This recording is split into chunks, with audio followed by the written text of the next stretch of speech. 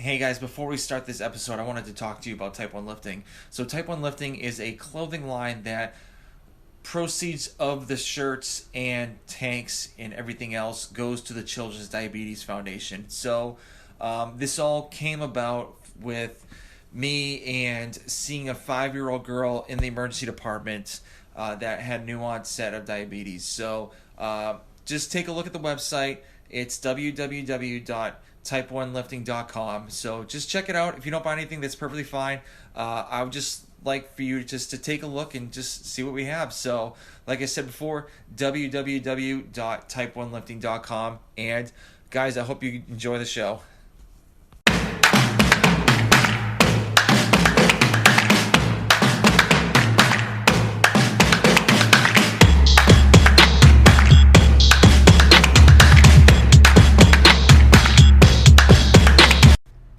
What's going on, everybody? Welcome to another episode of the Type 1 Lifting Podcast. I have another friend of mine, fellow diabetic, Jeffery Huet. Yeah, I got it right. Sorry. You got it with Huet. Huet. Sorry, my apologies. How's everything going? Everything is good. Despite what is all going on right now, this summer has not been too different than any other summer I've had because I am a teacher, so a lot of time at home, a lot of time with my kids, a lot of walks, hitting the trails, just hanging out. So not too bad. How about yourself? I'm doing all right. I'm working from home, so I work as a recruiter full time. I don't think a lot of people know that. And so I'm just like literally working in my bedroom on an ironing board with 2 boxes on it. So that's my standing desk. And then our gyms are open down in Atlanta. I don't know if they are up in your area, but so I'm able to work out like every morning around like 5:30 in the morning till like 7, and then just go back home, work out, get the kids breakfast, and then just keep on plugging away at work, and that's it. Perfect. That sounds wonderful. Yeah. And our gyms are open.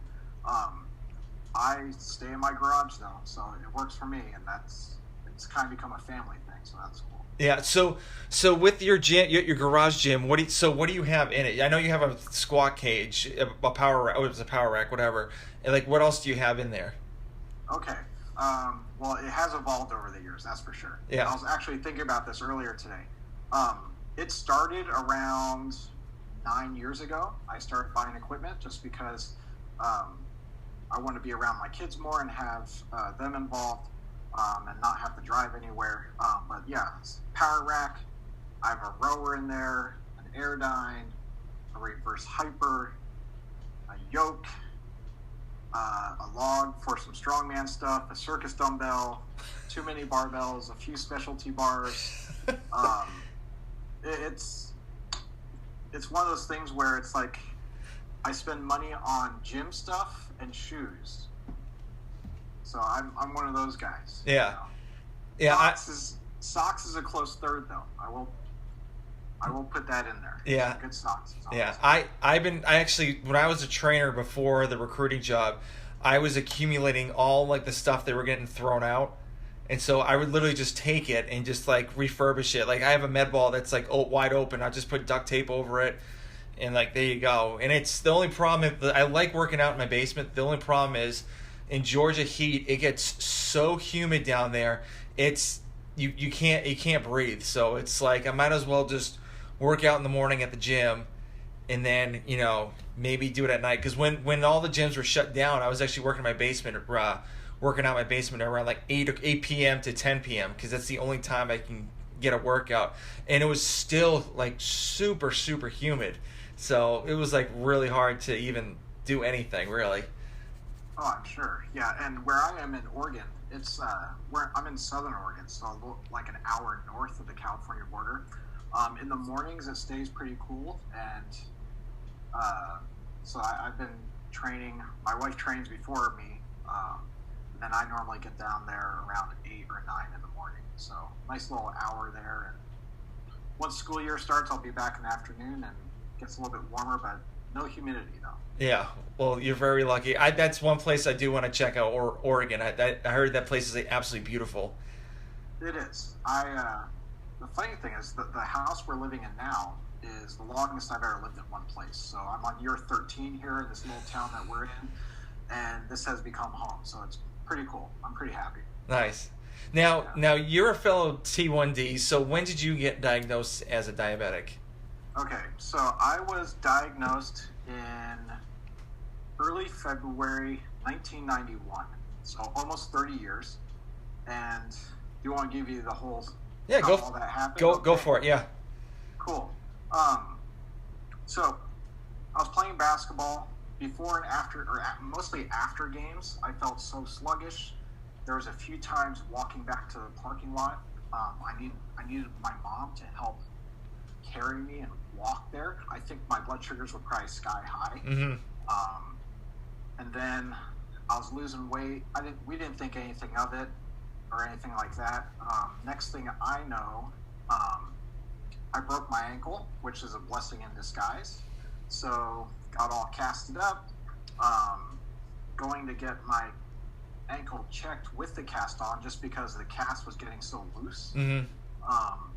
And the doctor weighed me with the cast on and everything else, and I was 20 pounds lighter in that early February time. I broke my ankle in January. So I went from like 115 pounds at 12 to 95 pounds, where I just could not hold anything in, just urinating way too much, feeling sick to my stomach. And, that was back in the good old days with, like, the guillotine lancets. Yeah. So, it was that day, or those days. The one thing that really sticks out to me, though, about my diagnosis is that the moment we were told I was diabetic, then we go to the endocrinologist's office in San Diego County at the time. And the guy's name, Louis Linarelli, was his name. And he was very upfront with the things that could go well, the things that could go bad. Gave us the option of either handling it at home at first or going to the hospital. And my parents elected for us to just go home. We're going to face this thing head on. And I have distinct memories of my dad in his white dress shirt, sweating through it, getting ready to give me my first shot. He practiced on orange and practiced on the orange a number of times with just water, and then gave me the shot. But it was one of those things where it's like I couldn't have been more grateful for having the opportunity just to go home, because my parents were like, we're going to take this on. And, being thankful for my parents, I can't be thankful enough with the different things that they've pushed me or ignored almost. Mm-hmm. So diabetes was never a thing that got in the way. So I'm going to play football. All right, fine, we're playing football. We're going to play basketball. We're going to do that. Lacrosse, everything, surfing, no big deal. You just have this little hiccup that we're going to get over, around, or through. So it was never a big deal. So. Okay. Yeah. Well, so with your sports coaches, like the football, basketball, and lacrosse, so did you let them know, like, hey, I'm a diabetic, and did they kind of get an idea of like what it's like, or like they had no clue of like what was going on? At different levels, they had different experiences with it. So I remember my mom had this giant packet from the ADA explaining diabetes, and then she had like a goodie bag. My go-to low fuel source were Snickers bars, Mm-hmm. which weren't always the best, but I went Snickers bars as a kid, and so the packet with the bag of Snickers bars would go to my coaches. And that happened all through high school. My freshman coach, my freshman football coach, his dog ate through some of them. So that was kind of wacky. But lucky enough for me, when I made it through college, my college coaches had a lot of experience with it. Mm-hmm. And a lot of them were also some of the professors in the health department. Okay, cool. PE department, Yeah. which was really nice. And they helped keep me on track. And it was never this big thing. It was just nothing extra special was made for me. It was never pointed out. It was never really a concern. Yeah. So, when you're hanging out with your friends and stuff? Were they always like asking you, "Hey, can I shoot you up or whatever like that?" Or any of those questions? Um, well, early on, I didn't fully understand what it really entailed, what diabetes was. I knew, and that was in like the caveman days of NPH and R. And whether this was right or wrong, I don't know. But you give yourself your R and your N in the morning. Kind of hope it carries through. Do the same thing at dinner time, and pretty much just chasing blood sugars. But it was never. I don't know. They knew, but it was never like, let's give Jeff a shot. Later on in like college and stuff, it was. Yeah. For sure. Yeah, that was like me. My wife always wants to inject insulin in me all the time, but like, I think she's only done it, I think maybe 4 times since I've been a diabetic, and granted, all 4 times are me driving, and we're eating something, and so she has to shoot it in my shoulder, and so then because I really don't want to drive and like try to shoot up at the same time, so. Right, and then do you use pens or syringes? I use pens. Well, I use both a little bit. So I actually I was very grateful that I have a neighbor down the street. He's a type 1 diabetic. He had 2 vials of Humalog that he wasn't even using. So he's like, "Hey, you want them?" And I'm like, "All right, cool." And so I just went to the drugstore across like down the street and was like, "Hey, can I get like a package of syringe needles?" And they're like, "Yeah, it's like $2." And I'm like, "All right, cool." And so I just use that for a little bit. But I use pens most of the time, and I prick my finger all the time. So, but I'm in the process of trying to get a pump and a CGM. So Okay. We'll see what happens. Yeah. I've tried using pens before. For me, for my preferences, I'm not a fan. Just I'm not really sure why, but maybe I'm old school because I did a pump, I did a CGM for a while, but I've been back on no CGM and just shots probably for six years again now. Mm-hmm. So it works, and that's what people need to find is what works for them. Yeah. Sure. How many times do you check your blood sugar a day? How does too many sound? I'll take that. Okay.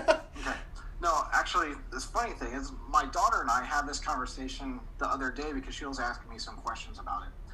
And she asked, well, how many do you have to do? I said, well, when I was first diagnosed, they told me to do 3 at least, breakfast, lunch, dinner. But you do it more. I'm like, yeah.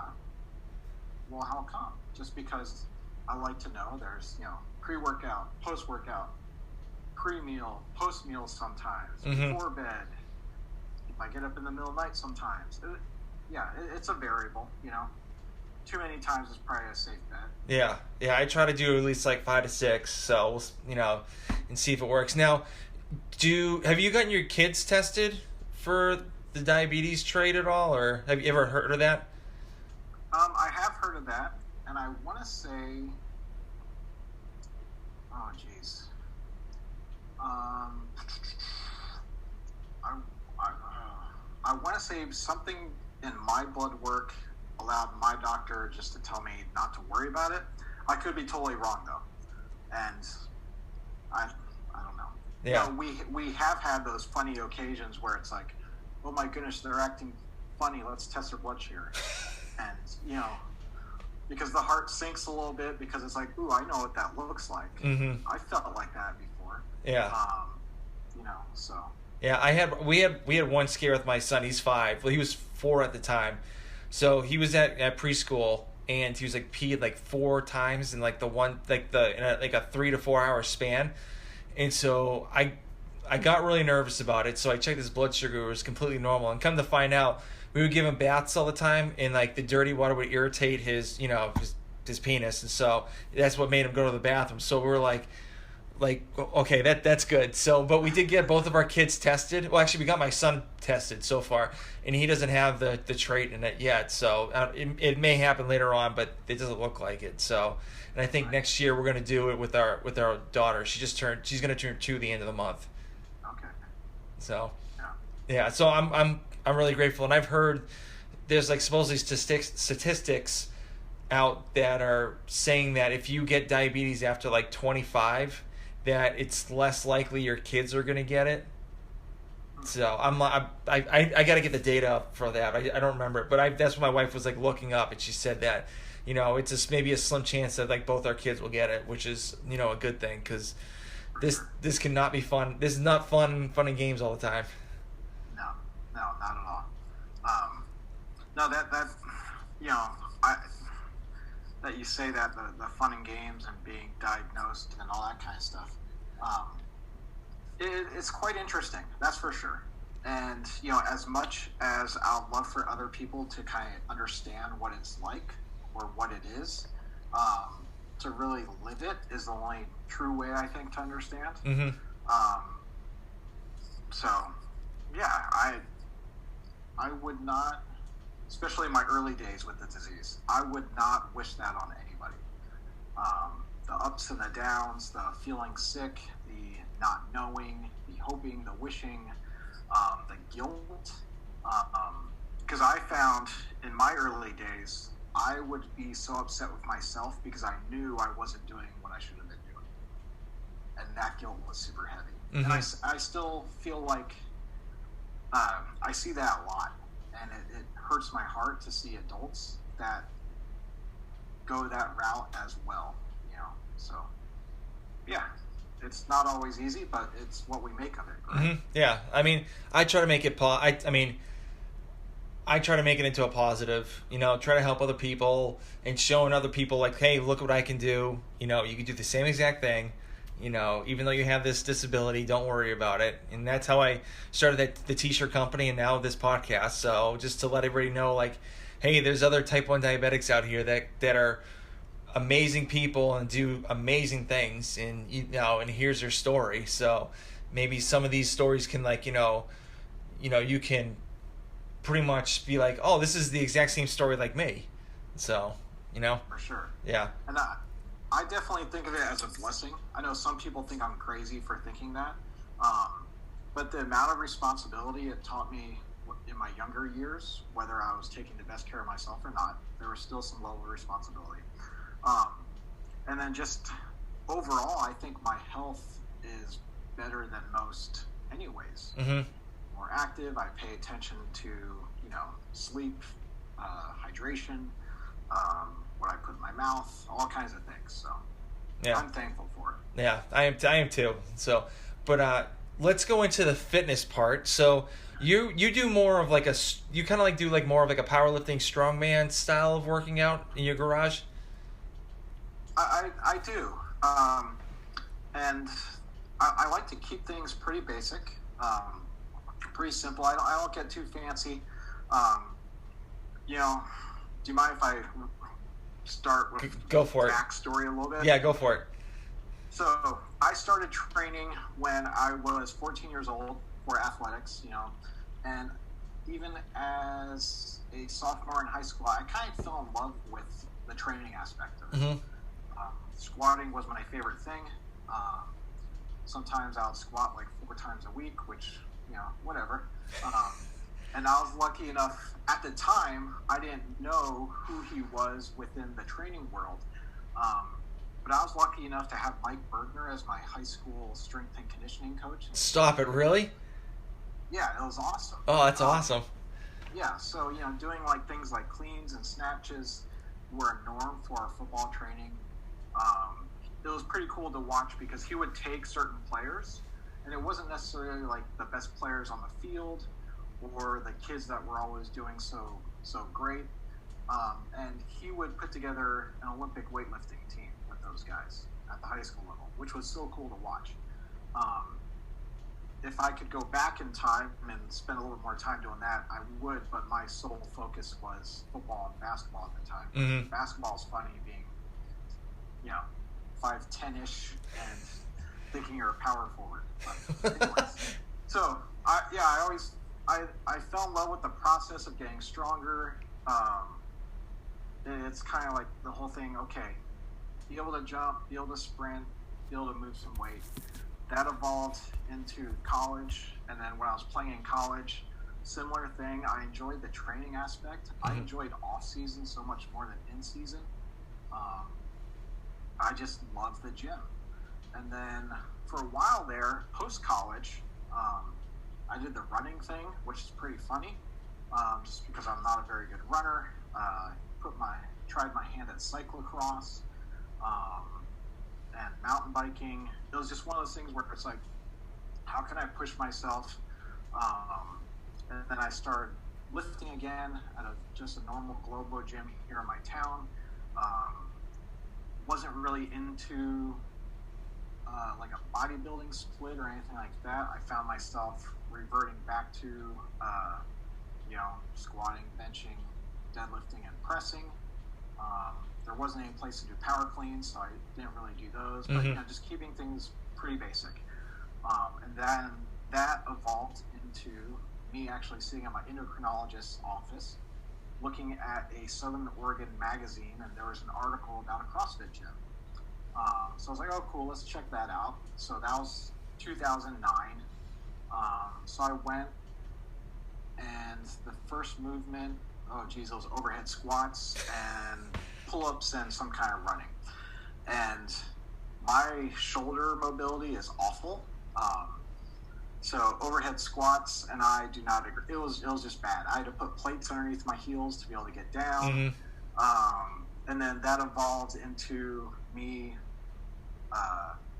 just training at a CrossFit gym here in my town, and then start my own garage thing.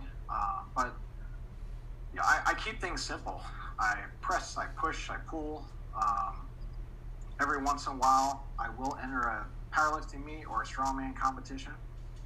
Luckily now with strongman, I'm on masters because of my age, so that's kind of cool. But no, I just enjoy training. The competing thing, it's what it is, it's fun, but it's not the end-all, be-all. Yeah. Rather than be able to train and push myself, see little increments of things increasing, strength increasing, still being able to sprint. It's funny, each year on my birthday, I will, depending on where I'm teaching, I've taught at a bunch of different schools. On my birthday, I will go in the gym and see if I can still touch a basketball rim. So okay. if I can touch the rim still, I'm good. Yeah. There was one year a few years ago where that didn't happen. I was really hard on myself. So that's the goal. Yeah. Can I sprint? Can I jump? Can I touch the basketball rim still? Yeah. Yeah. I try to dunk once because I'm 6'6", so I try to dunk at least once in a while. And there's been a couple times I try it and it's like, oh man, like I've done way too much squatting because I used to, like, back in high school and college, I used to be able to do like 360s and all that stuff. And like now it's like, granted, I don't really touch a basketball that often, so it's like, okay, I mean, I'm getting close not to doing it, but I understand why I'm not able to do it. So, right. But it's interesting, and also with the masters class, I loved it after like I hit 35 and over. It's like you're in the masters class, you're like, oh, okay, so I'm in like the lower bracket now of like all these other people, so I can kind of do maybe a little bit better, hopefully. Yeah, no, it was a weird adjustment to being like a masters athlete, because part of me still feels like in strongman, strongman has weight classes. Yeah. So they're in the amateur ranks. I normally compete like sub 231 or 220. It's just, there's some dudes that are super strong at the 231s that drop like 20 pounds and to make weight. And I have a buddy who's like, man, why don't you just cut down below 200 pounds? And I don't ever see that happen. Mm-hmm. So, yeah. Plus, it's a hobby. Yeah. I'm not gonna put myself through that for a hobby. Yeah, exactly. You're doing it for fun. It's not like you're trying to win. Not like you're trying to win, but you're trying to do good and see where you're at. And like you're not like trying to. I wouldn't even want to like drop weight to get to a class. It's like not even worth it. It's like what am I gonna win? I'm in my 40s. I'm gonna win a medal. Like let me put that on my Instagram feed or something like that. It's like no, it's It's pointless. Just like I like the way my weight I am right now, and you probably like the weight that you are right now. So it's like why mess around with it? Exactly. And plus, you're gonna drop 20 pounds and be miserable. So. Oh yeah. The funny thing is, a mentor of mine, a few years ago, we were on a walk and we we're talking, and he asked me something about weight, and I'm like, yeah, let's drop me down to 200 pounds. He's like, you'll look sick. And I didn't hear, like, hey, you'll look sick, like, actually sick. I heard, like, sick, like, awesome. That'll be great. So, yeah, that then afterwards, it's like, oh, that's not what he meant. Yeah. So you actually coach people. I know you get your precision nutrition certification. So I've actually been curious of getting that. So what was your experience of getting that certification? So it was all the tests and all that. Those types of things were virtual. There are videos. It comes with a big old thick textbook. It's not one of those certificates that just like takes a weekend. Mm-hmm. You have to read up on it. At first, I thought, okay, fine, I'm just going to jump on and answer the questions. Be no big deal. And then it's like, wait a minute, I need to study up on these types of things because it goes into the Krebs cycle and all those types of things. It's definitely more of a science-based certificate and Mm-hmm. program. I was pleased with it. I still reference my textbooks every once in a while, and it's a good resource. And one of the better advantages for me is that there is a group on Facebook, and people throw out different ideas and questions, and checking those out sometimes is great for me, just Mm-hmm. because some people have different ideologies and different places and different people they work with. But yeah, it was one of those ones where I was like, okay, I probably should have a certificate because I have coached without one, and overall I think it lays a pretty good level of knowledge, and it's people first rather than just sciencey when Mm-hmm. it does come to working with people. Nice. Does that make sense? Yeah, it does. So, do you have to recertify like every 2 years, or is it just like once you get the certification, like that's it? It is you do have to recert. Off the top of my head, I'm not sure exactly how long you have. I've had mine since 2017, Mm-hmm. so longer than 3 years so far. So. Yeah. All right. Cool. Very cool. And then you also train people as well. So, how do you train people, and like what kind of style of training do you teach people? Okay. That's another long-winded answer. Have at it. When I got involved with the CrossFit gym, I was kind of like, I didn't necessarily fit into the classes. Mm-hmm. That's not how I wanted to train. So I don't know if you, the whole OPT. Yep. Okay. So the gym owner and I followed the Big Dog blog back in the 2009, 2010. And I like how that was straightforward, rest breaks and things like that. And then that evolved into me just pretty much running 5-3-1 for myself, keeping conditioning like sprints. And so what I brought to the gym because I started off working there, what I brought was this different take on strength and being biased. So we ran some strongman classes. I helped with the programming.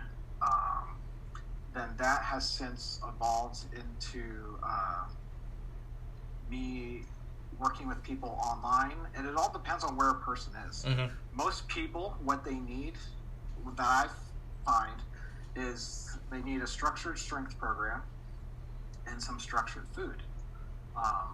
Most people, it does them really well by lift weights and eating protein. Just those simple things sometimes can be the biggest differences. Mm-hmm. And it all depends too on what their goals are. Do they want to perform at a certain level or certain activity? Are they looking for aesthetics? Are they looking to gain weight, lose weight? A lot of it depends on what they want to do. And then we just go from there. Right now, I just got involved with a new gym in my town, and I'm going to be helping with some nutrition with their clients, and just go from there. And the option of me doing some strength-biased work is there, and I'll see how that goes. Mm-hmm. Awesome. So when you get a new client, how do you start the process? Do you have them do videos and record them and then send them to you and just kind of critique them with certain strength movements and all, or? With the compound movements, yes, and it all depends on what their background is and what they want out of it. So I like to be as hands-on as possible, especially with something like a squat or deadlift, Mm-hmm. or pressing movements. I use the whole coach's eye thing, so you can break down the movements. And the biggest part is I mostly have the last 6 years, I've transitioned into more of the nutrition aspect. Mm-hmm. Because most people, unless they have no idea what they're doing, lifting or working out, are normally okay. But it's the nutrition side of things that can be quite confusing and overwhelming. Yeah. Because, you Google anything these days, and it's like everything works and nothing works at the same time. Yeah, you Google weight loss, and there's like 2 million things that pop up, or right off the bat. And for me, when I had my clients, they'd ask about diets. I'd be like, listen, I can tell you one diet, and it may work for you or your friends, but it may not work for another person. So I really don't want to give you, my two cents into it, because I'd rather you get somebody that has that's certified and actually kind of knows a better understanding. Because to me personally, I'm not the greatest at nutrition. I eat an a-hole once in a while, but that's it happens. But I want to get more into understanding it more in macros, what I need and whatnot. But typically for me, I just eat the same thing over and over and over again every day, because then that's when I know my blood sugars are. So. And to be very simple, that's what most people need to do as well. Mm-hmm. Right? If you think about the average person, a lot of people will undereat Monday through Friday, and then the weekends, everything goes out the window, and then they just get frustrated. The ups and the downs of the food. So building in consistency is huge. Whether it's training, sleeping, hydration, stress, food, blood sugars. I've probably found, being consistent has been the best thing for my diabetes Mm-hmm. ever, so, yeah. So when you get new clients, how do you get them to buy into what you're preaching? Really play on the part why they're there. The true reason they're there, or why we're working together. Mm-hmm. A lot of people, it's, I want to lose weight.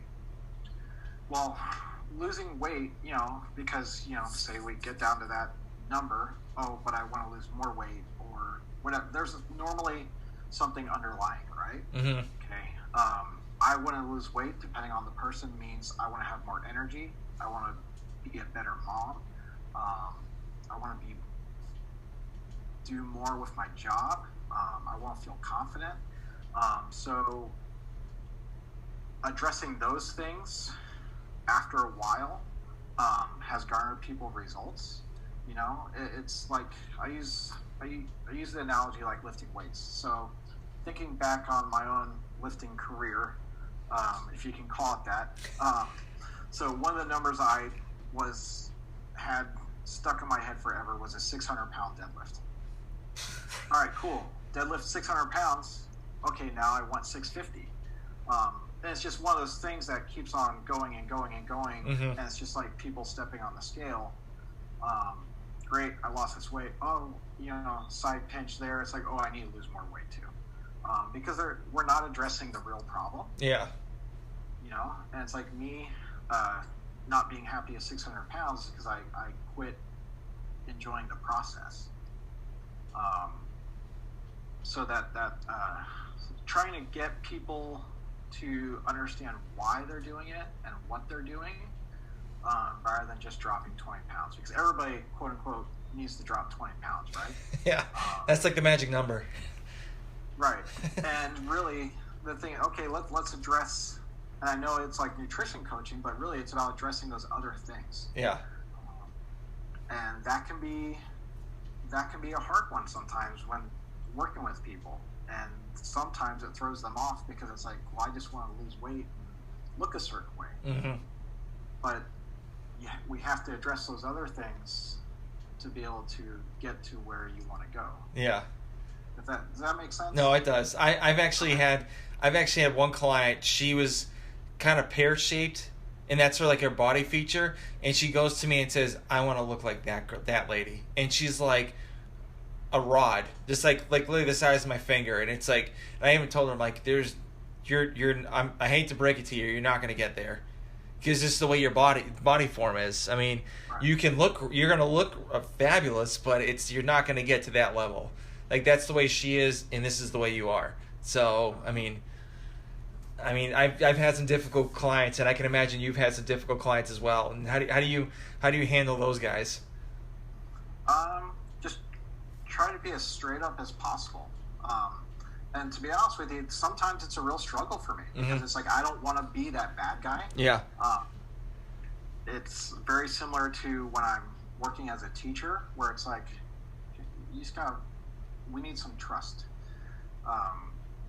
You know, there's a reason why they want to they're seeking out a coach, and they're really just kind of like flipping it on them and try to ask questions, open-ended questions, obviously, right? To get them to give you the answer. A lot of commands. So rather than, hey, how are you doing? Or it's like, hey, explain to me what happened last night. So little things like that, with how we communicate with those people is vital, and kind of just really that accountability piece. Having daily contact. I found one thing that's helped me with relationships with people I work with is me sharing about myself as well, with the positives and negatives. Just, it makes things relatable, because nobody's perfect. I'm sure as heck not. And I've made plenty of mistakes with my own nutrition, and that's a whole nother giant ugly chapter right there. Yeah. So I won't talk about that. Not unless you want to hear it, but that's not that exciting. No, it's just really just having people feel positive about something, about the relationship, and keeping things safe. Yeah. Awesome. So on your Instagram feed, you have your kid. You actually work out with your kids once in a while. So how do you get your kids? Because my 5-year-old, he sees all like the Olympic weightlifting videos that I put on, like, because I'm working from home and I put like YouTube videos on just to kind of like get another distraction, like not a distraction, but like just something in the background. And he watches them, so he uses my lacrosse stick as like power cleans, and we're working on form and stuff. But like, when did you get your kids involved in like working out with you? Okay, well, that was probably ill-seated with me when I was a kid, just watching my dad. Or the best was going to a park with my dad and watching him play pickup basketball versus the young guys. So that kind of grew. I'm very thankful for my parents, just because we were always active. And for me, it's not really a choice. It's just what we do. Yeah. As far as getting the kids in the garage with me, it was one of those things where it's like, okay, my wife was a stay-at-home mom up until this year, and their time with me right when I get home is going to be an hour in the garage. It never started off with me having them do anything. Like my hands are off. They're down there with me. sometimes there's a fight about it. Not necessarily a fight, but it's like, do we have to? And then next thing you know, they're setting up obstacle courses. My son is like a spider monkeying with the squat rack and all those types of things. And my daughter, she's kind of interested in anytime that we have anything on television with, like, especially with like the CrossFit women. Mm-hmm. She takes notice and knows who is who and thinks the movements are pretty cool. The funny thing, this is not funny, but my son has actually split his head open 2 times in our garage when he was super young, falling off the squat rack. But no, it's just kind of like the way that we do things now. It's funny because we have a little play structure in our backyard, and I have certain straps and chains in the garage, and next thing I know, I find them out in the grass, and it's just something that we do. It's some time in the garage together. We play air guitar, listen to really bad heavy metal from the 90s. Nice. It's kind of something that it's just become a norm now. Yeah. Mm-hmm. Yeah. So with my son, we first started, we do this thing called Next Station. So it'd be like a minute of work and then like 10 seconds to get to the other next station and then like another minute of work. And so it's hilarious because like I'll stay in like one area and you would watch him and I'm like, okay, let's go next station. And he's like running around trying to figure out like what to do next. And like we have these like 3-pound like dumbbells. And so he tries to do like shoulder presses or like curls or something like that. Then he takes the lacrosse stick and then like does like power cleans. And then he goes through the elliptical that's not even on and just starts like pedaling on the elliptical just to something for him to move. And the thing is, I don't force him to do any of this. Like this is not like I have no. I don't want to force him to have him be miserable and not like working out. And so when he's done, he's like, okay, Dad, I'm done. I'm like, okay, you can go upstairs, watch Ryan, do what you need to do. So was that kind of like the way you were with your kids too? Yeah, they would just join in, and like if the funniest thing is when they design their own workouts on the whiteboard. Yeah. And I think it may have like really started with them being down there, and one of the things I've had the longest in my garage is a prowler. Is they would take turns getting pushed on the prowler. The next thing you know, they're pushing the prowler, and it's just one of those things that goes and goes and goes, and they enjoy it. Sometimes it turns into like funny games or just them picking stuff up. The best is when my son gets very animated. He'll pick up like a 70-pound kettlebell and then scream. And I don't know where he gets the scream from because I'm pretty low-key when I work out. But it's just it's very entertaining. It's some of my favorite times are in our garage when we're together down there. Mm-hmm. So, yeah, awesome.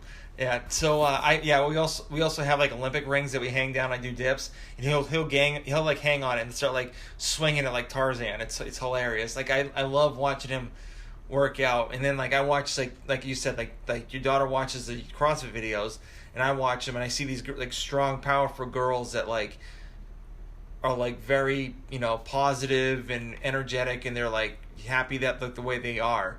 And I just like hope my daughter's like that too. So For sure. And one thing that's really helped is my wife. She trains in the garage now as well.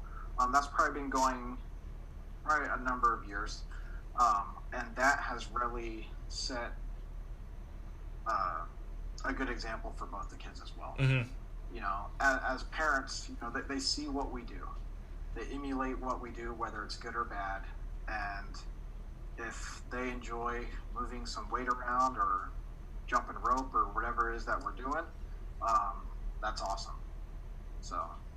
Yeah. Do you mainly even have them do like body weight workouts or like use very, very lightweight, or what's the? It depends. It depends what they grab.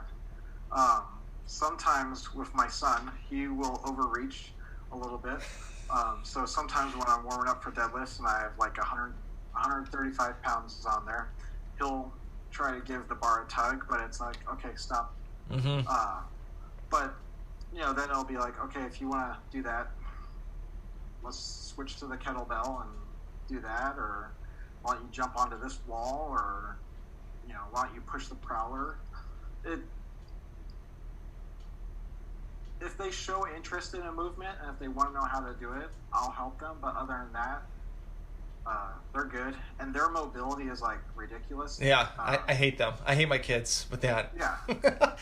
So they could sit in a squat all day long, and I can't, and so they don't understand why I can't, and so it's pretty interesting. It's fun. I mean, my goal is I need to stretch more. That's my problem. But I'm pretty mobile. But yeah, there's some positions like the slot press. If I'm like squatting all the way down on a front rack and I'm trying to press overhead, there's no way in hell I'm gonna get that over my head. It's gonna be like a 45-degree angle because I'm not that mobile, and that's one thing I told myself this year I wanted to work on. So I try to take like 20 minutes while I'm working as a break and just like stretch in my bedroom right now for like a minute per stretch, and just see if I can actually get better at it. No, for sure, and I totally can relate to that. I have a squat day tomorrow, and then I'm going to back off for a while, and my main focus will be mobilizing my shoulders especially, and try to open up the hips a little bit more. Part of me still likes the idea of trying to be able to snatch again comfortably, and be able to be more comfortable in a front rack position. Just because with the training I have been doing, I have ignored those things. So, not that I'm going anywhere with any of those things, but it's just like, okay, I want to be able to improve on these things. Yeah. And the only way to improve upon them is by doing them. Mm-hmm. So what do you do for like mobility? Do you use like cross balls, the foam roller, or do you do like yoga? Like, what's the kind of mobility that you like doing? Normally during like a regular school year, not this last school year, obviously. During my morning routine, I will open up my shoulders. I use like a trigger point ball. Okay. I really get bound up in my shoulders and upper chest. So I try to open that up as much as I can. I have a scraper tool that I use. I find that really helpful with my Achilles and my calves. I bought a car buffer, a cheap little Black & Decker car buffer from Amazon. Yeah. Probably, I don't know, 6 years ago or so. I use that to kind of help oscillate things. My mother-in-law Nice. gave me this hook type thing years ago to work on my shoulders as well, because she had one at her house and we're talking about it one time. But that, and I'll stretch sometimes, not as much as I should. I've always liked doing some dynamic stretching before training. That was probably one of the biggest takeaways with working with Coach Bergner. Mm-hmm. So I've been doing those, since I was 14 years old before lifting, which it's kind of ingrained in me. Whether or not they're doing what they should be doing or making me perform any better, I don't know. But being able to move my feet quickly still at 41 is still kind of fun. So yeah. So did he teach you the Bergner warm up like back when you were in high school, or did he learn that later on, you think? No, he had us do those types of drills. I forget what they're called, but what he calls them now. But where you're partnered up and one person is in like a plank and the one person jumps over. Oh, junkyard dog. Okay. He would have us do junkyard dogs, and then I remember at the end of each session we would do Supermans and then leg lifts, and he would like give us 10-pound plates to use sometimes, and just the things that would come out of his mouth were hilarious. Just the marine talk. Whenever we would do like conditioning day, We could never leave a soldier behind or anything like that. Yeah. Just it was pretty cool, and I wish that I would have known at the time what resource I had for me. Yeah. I mean, it's funny, like, you have those scenarios that happen because you actually, like, meet somebody, and then you realize after, you're like you said, you're like, oh my gosh, I had this, like, wealth of knowledge in front of me, and I didn't even, like, use it to my full potential, or didn't even ask them any questions. And that happens all the time. And, you know, like for example, like, I met Mike McGoldrick at my friend's gym, because he's down in Atlanta now. And I said, hey, man, like, you know, I really loved your Barbell Shrugged podcast while you were on it with, like, Cal Dietz. And, like, I told him about my podcast, and that's, like, you're one of the people that reasons why I started this.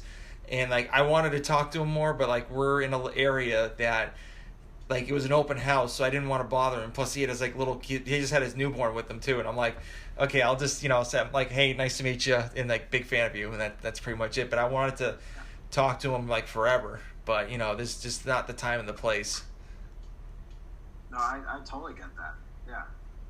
So we're getting towards the end of the podcast. So I just have a couple quick questions. So do you have any goals that you want to hit by the end of the year? Like fitness-wise, or like just pretty much anything with like diabetes too? Diabetes, I'll start there. Just maintain my A1C. Right now I'm in the low 5s, and I want to keep it there. Nice.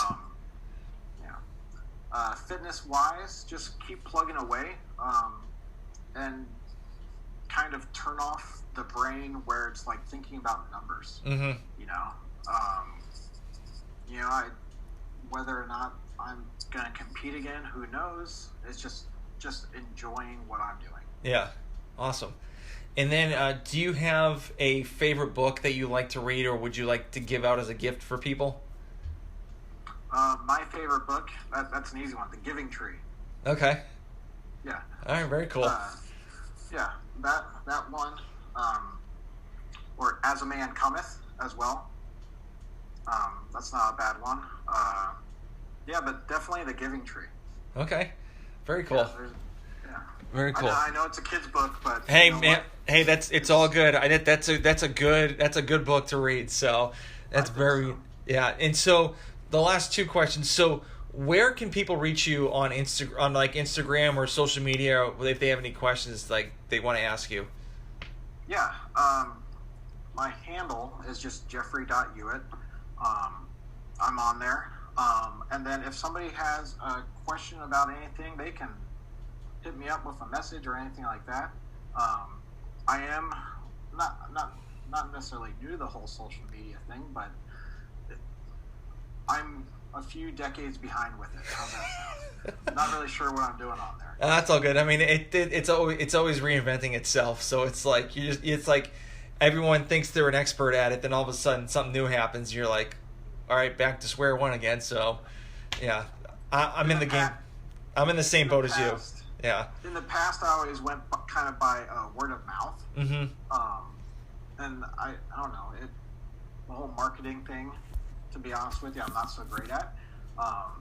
But hey, if somebody has questions, ask, and I'll answer them. Yeah. Whether I can help them or not, I'll try. And if I can't, I'm not going to try to fudge it. That's for sure. Yeah. So last question. So okay. What would you tell a new onset diabetic what to expect for the rest of his life, or rest of his or her life? They are their biggest variable. How they approach things, how they do things. It all starts with attitude. The one thing that kind of popped in my brain a handful of years ago, just because I'm in all those Facebook groups and things like that, mm-hmm. Is to work with the disease rather than against it. Mm-hmm. I feel like there's too many people that work against it and fight it rather than accepting it. And so kind of just take like a step back and really see how their behavior and everything that they do affects their results. Mm-hmm. You know, and man, I could talk on that for like an hour. That was the last question. No, but no, it's just like you're your biggest variable. You know, how you do things, how you think about it. It's all vital.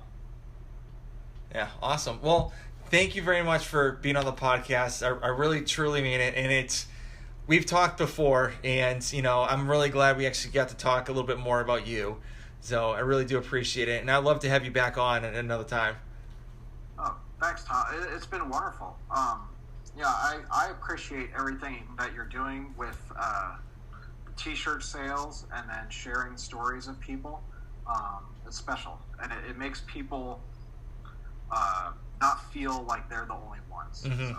Yeah, that's the goal, and I wanted to make sure that everyone, you know, knows there's awesome other diabetics out there. So, and he's also wearing a Type 1 lifting shirt as well. So for this podcast episode, but I had to wear it, didn't I? Yeah. So I was wearing the baseball tee earlier today too. So. Oh, nice.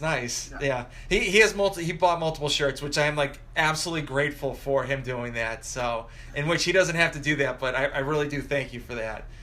No, it's all good. You know, it goes to a good cause, and you know, I appreciate supporting a good movement. So thank you. Yeah, no problem. All right, man. Well, thank you again, and I will talk to you later. Cool.